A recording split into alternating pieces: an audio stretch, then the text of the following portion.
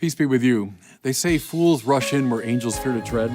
Well, I'm going to rush in today to some stormy waters by looking at what really was the central issue of the Protestant Reformation, the divide between Protestants and Catholics around this issue of faith and works, or faith and the law.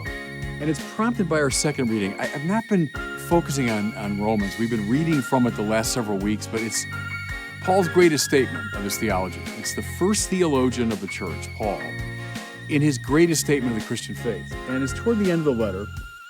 We're in Romans chapter 13, and here's what he says.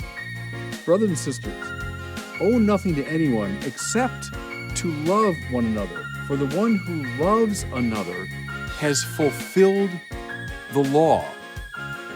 The one who loves another has fulfilled the law. Now let's go back to the beginning of the Protestant Reformation, when Martin Luther famously says what he discovered in Paul and in texts like Romans and Galatians and Ephesians and others is it seems that we're justified or saved, set right, not by works of the law, but by faith. So Luther says by grace through faith, and he intensifies it by saying gratia sola, fide sola, by grace alone. By faith alone we're saved, and not by the works of the law. So how come at the end of Romans, the same Paul who said that toward the beginning of Romans, here talks about love as the fulfillment of the law? Well, again, I'm wading into these stormy waters. We've been debating this for 500 years. I have under no illusion that in 12 minutes I'm going to solve this problem. But let me say this now, speaking as a Catholic theologian. Yes, we can find those texts in Paul, indeed, that seem to indicate, we're justified by faith and by grace alone, not by works. However, in the same St. Paul, we find texts such as this one today. We find a text such as, if you have faith enough to move the mountains, but have not love, you're nothing. Well, I don't know about you. To me, that doesn't sound like I'm justified by faith alone.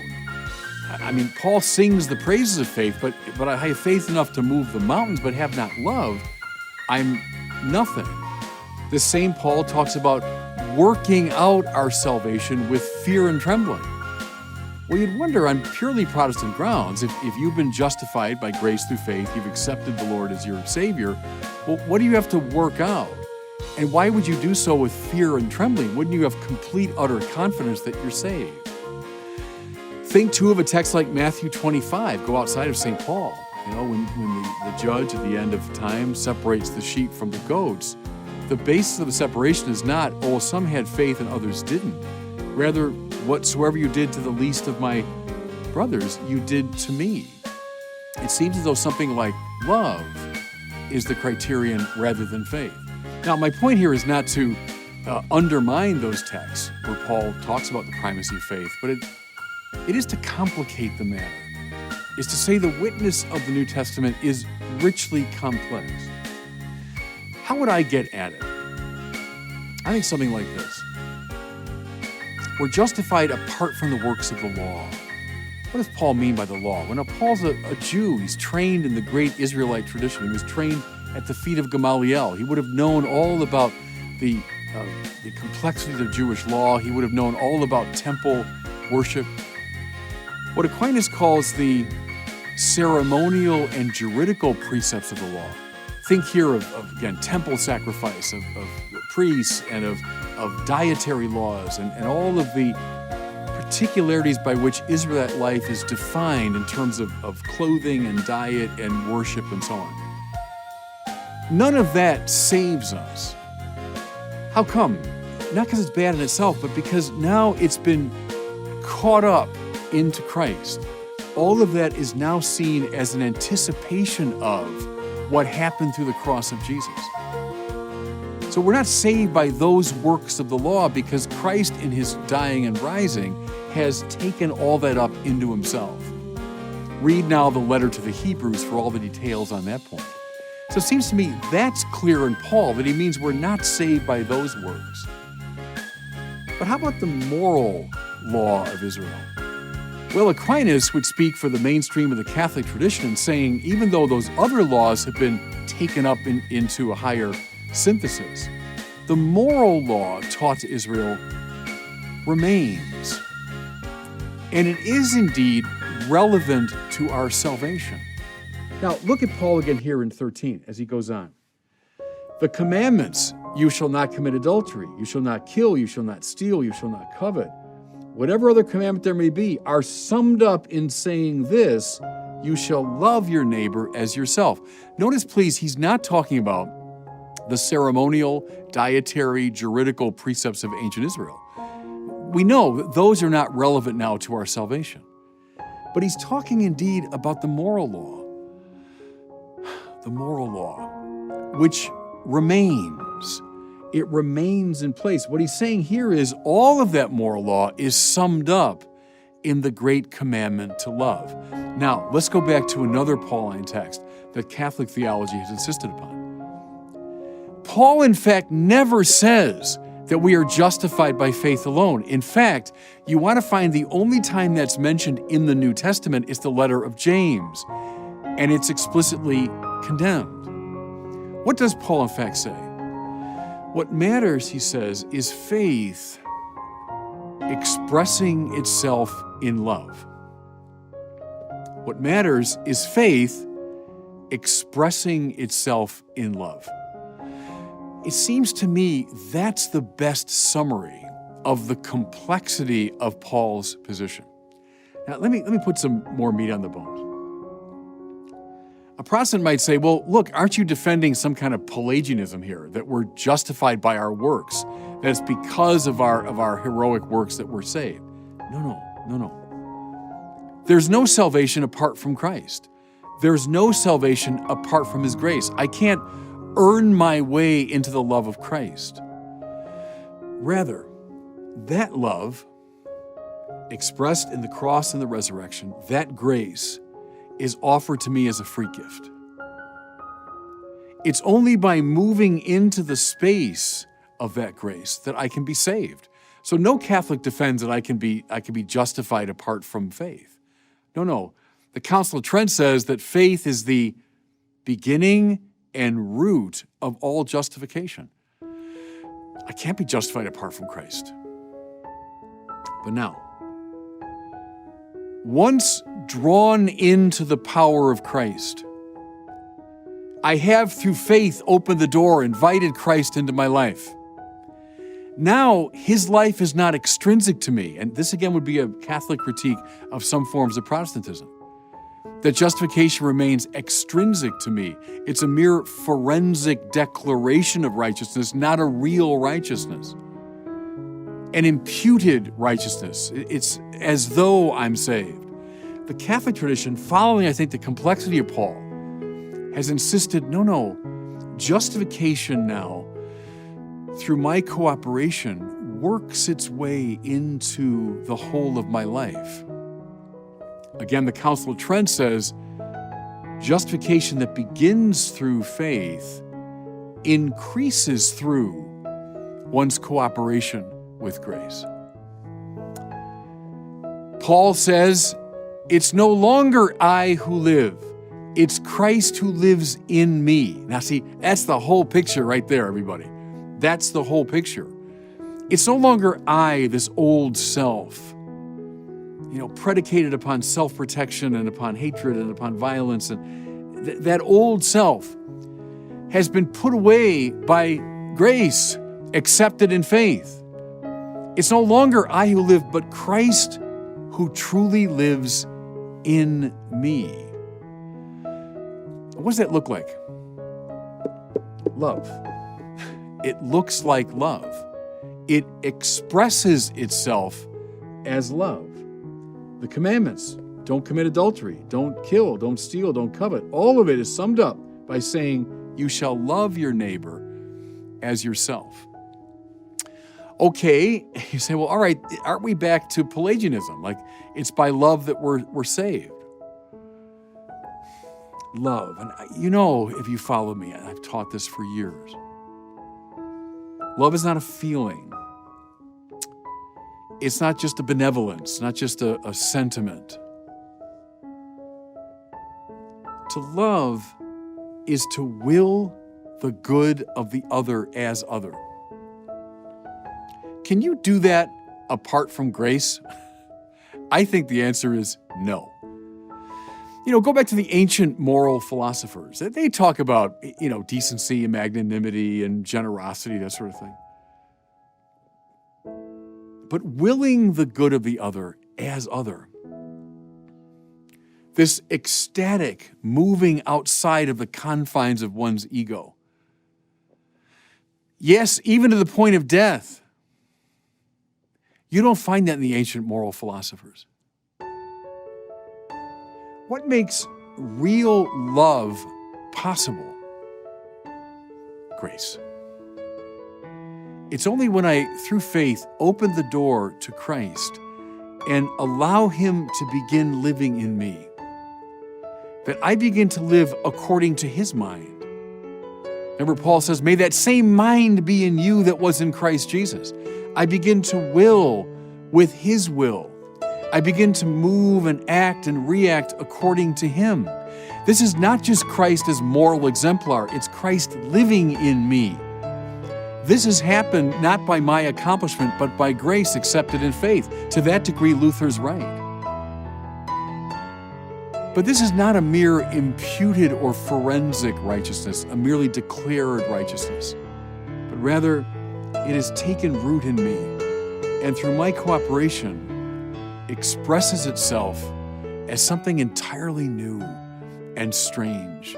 It expresses itself as love. I often go back to the great example of Maximilian Kolbe when I think about this. Kolbe, as you know, who gave his life for a man he barely knew. He was a fellow inmate in the prison at Auschwitz. But at the moment of truth, Kolbe said, take me in his place. I mean, how do you explain that? Oh, he's being very generous. I mean, doesn't come close to explaining it. I would say you explain it by saying it was no longer Kolbe who lived, but Christ who was living in him. Kolbe had accepted Christ and His grace through faith. Yep, that's the door to the spiritual life, as Aquinas says. But then allowing that Christ to come to full flower in him, it looked like love, willing the good of the other. So, how are we saved? By faith, yeah. Accepting the grace of Christ, absolutely. Without that, we can't be saved. But that's the door, that's the beginning, that's the root.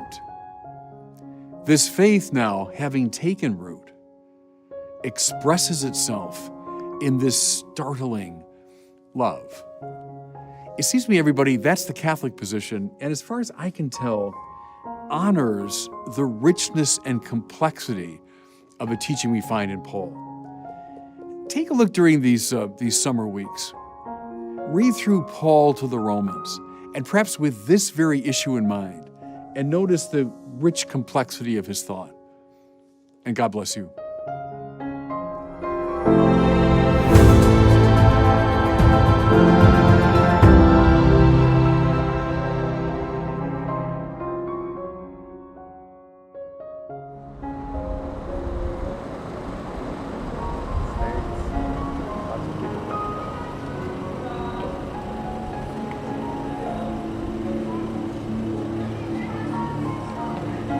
Bishop is a faithful servant of God and the son of the church. Brothers and sisters, ladies and gentlemen, we welcome in our midst Bishop Robert Emmett Barron.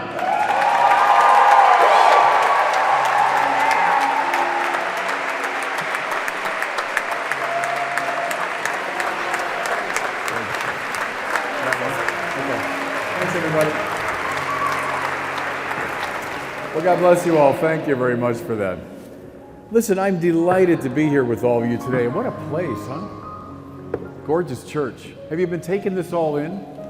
Just the beauty, because as you know, I think it's very important that we lead with beauty. The beauty often draws us in during our culture when talking about the truth can be controversial, talking about the good can be even more controversial. Sometimes just show people the beauty of Catholicism. And they wonder, okay, what culture produced a place such as this? So lead with beauty. Listen, thank you. Where's the deacon? I appreciated your reflection very much. Where'd he go? There you are. Thank you for that.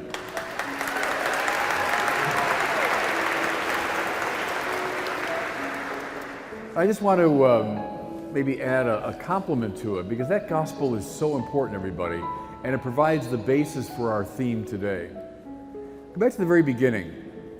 How come Jesus, with his disciples, goes to a wedding? The answer the church fathers gave was because he himself in person is the marriage of heaven and earth. In Jesus, divinity and humanity come together. Remember in the prophet Isaiah, it says, your builder, that's God the Creator, your builder will marry you. An extraordinary claim. Everyone talks about God in all the religions of the world. God should be honored and worshiped and adored and so on.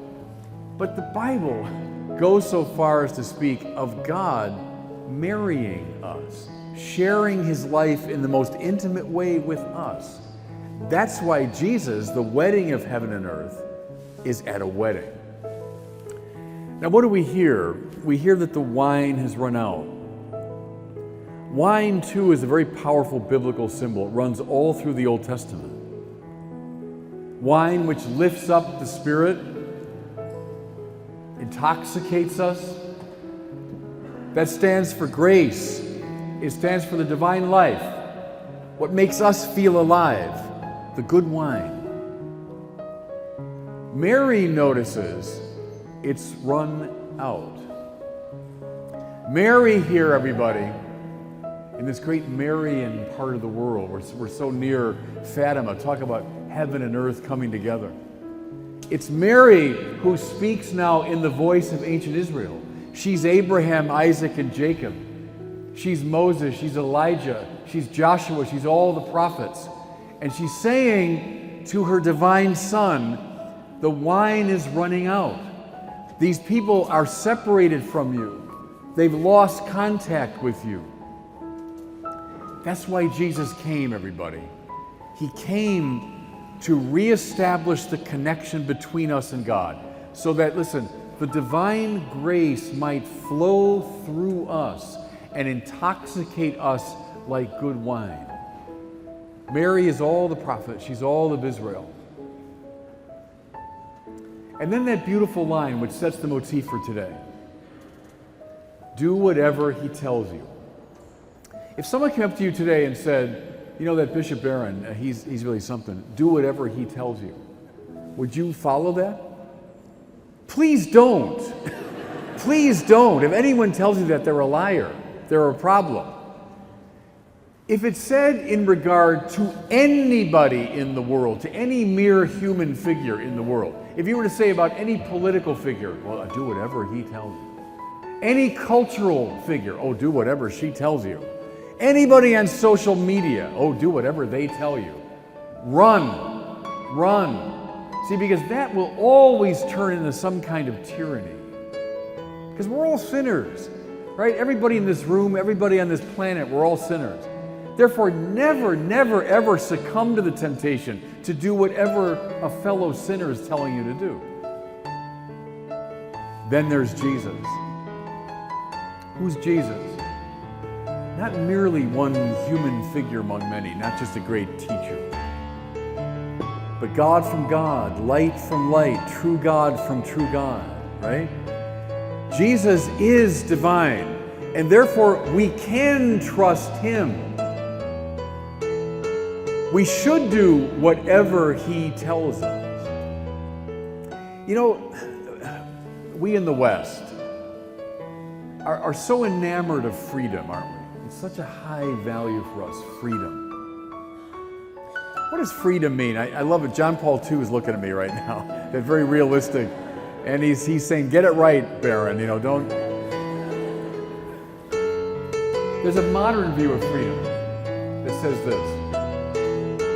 Freedom is doing what I want. It's sheer liberty.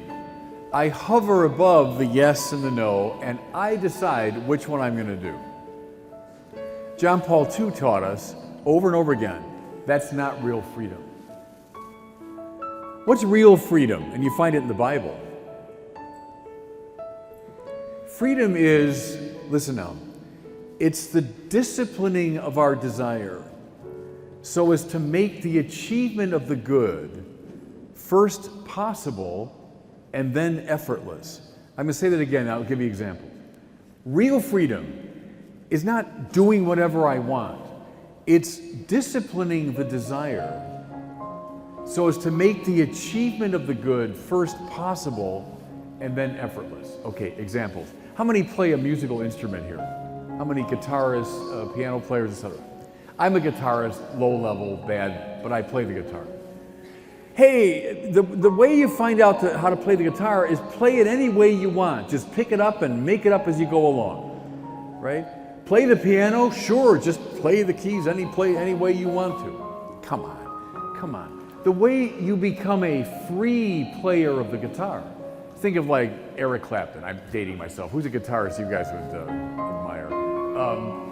But the great guitarists. Did they get that way by just playing any old way they wanted? No. You internalize the discipline of the guitar, don't you? You get it into your fingers. Guitarists know that your fingers have to bleed, don't they, as you're learning it, because you have to get calluses on your fingers. And then you play these chords and these riffs and so on over and over and over again. And you get the guitar so into your system that now you can play effortlessly, freely. Or learning a language. So we all speak our native language, but a lot of us, how many have learned a foreign language? Yeah, a lot. And I've struggled. I love languages. I find them fascinating, and I've struggled to learn a number of them over the years. Hey, just learn it by talking any old way you want. You make it up. You decide how to speak Portuguese. Oh, come on. You'll be the worst Portuguese speaker in the world. What do you have to do to learn it? You got to accept this long discipline, don't you? Of taking the rhythms and style and vocabulary of Portuguese, this beautiful, complex language, so that it gets into your tongue and your mouth and your mind, right? That's how you learn a foreign language. Right now, I have zero freedom to speak Portuguese, zero. I'm totally unfree, can't say a word in it. French, I'm freer, because I spent 3 years over in France. German, I'm not as free, a little bit.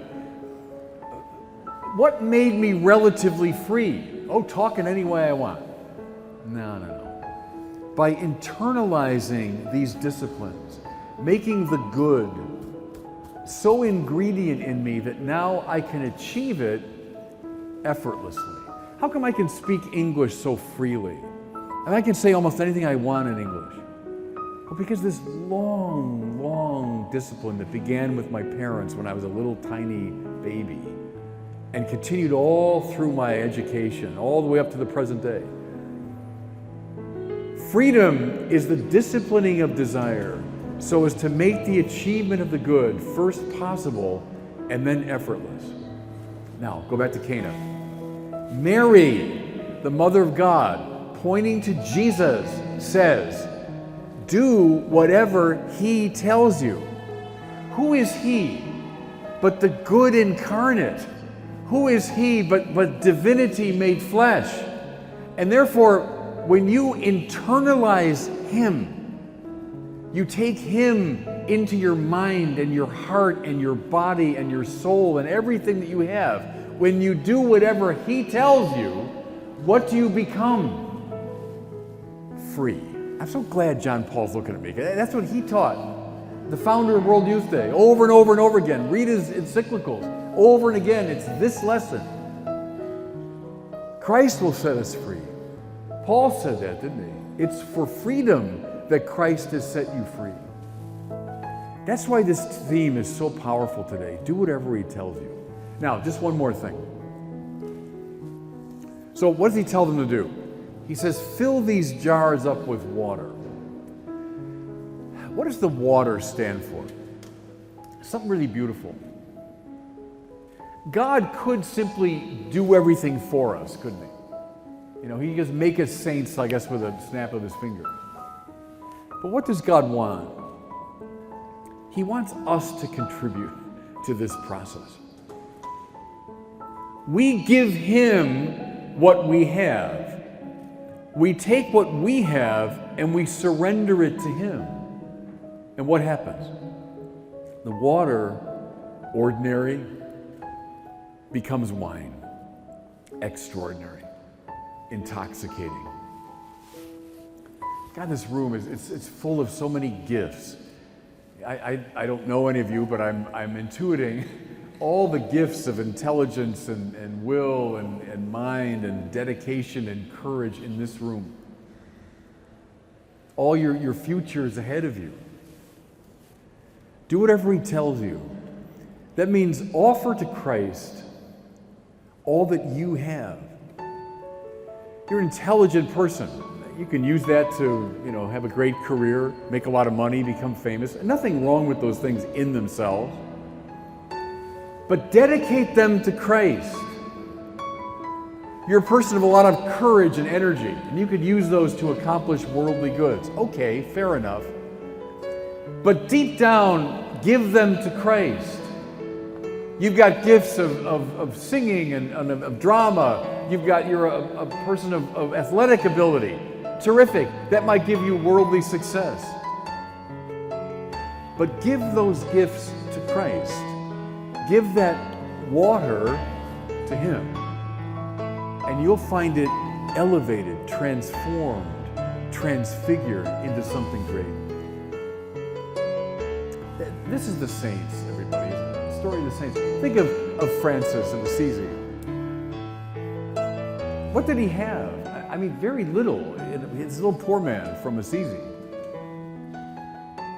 He gave it all to Christ, though. And Christ lifted it up, transfigured it, transformed it, elevated it.